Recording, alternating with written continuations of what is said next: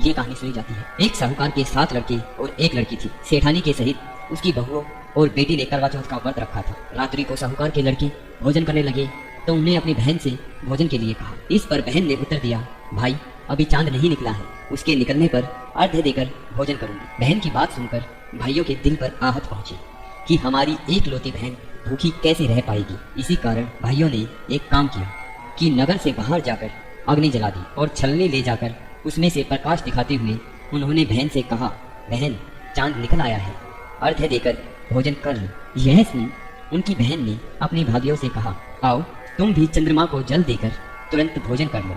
परंतु वे इस कांड को नहीं जानती थी। उस लड़की की भाभियों ने कहा कि ननंद जी अभी चांद नहीं निकला, तेरे भाई तुझे धोखा करते हुए अग्नि का प्रकाश छलनी से दिखा रहे हैं।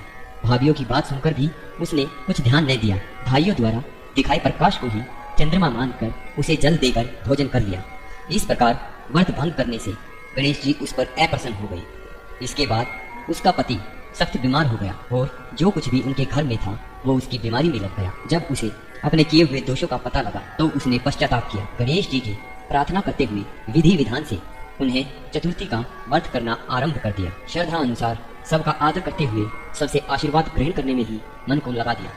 इस प्रकार उसकी श्रद्धा भक्ति सहित कर्म को देखकर भगवान गणेश उस पर प्रसन्न हो गए और उसके पति को जीवन दान देकर उसे आरोग्य करने के पश्चात धन संपत्ति से युक्त कर दिया। इस प्रकार जो कोई छल कपट को त्याग कर श्रद्धा भक्ति से चतुर्थी का व्रत करेंगे वे सब प्रकार से सुखी होते हुए कलेशों से मुक्त हो जाएंगे। उनके पतियों की दीर्घ आयु हो जाएगी और घर में सुख शांति और धन धान्य की बरसात हो जाएगी।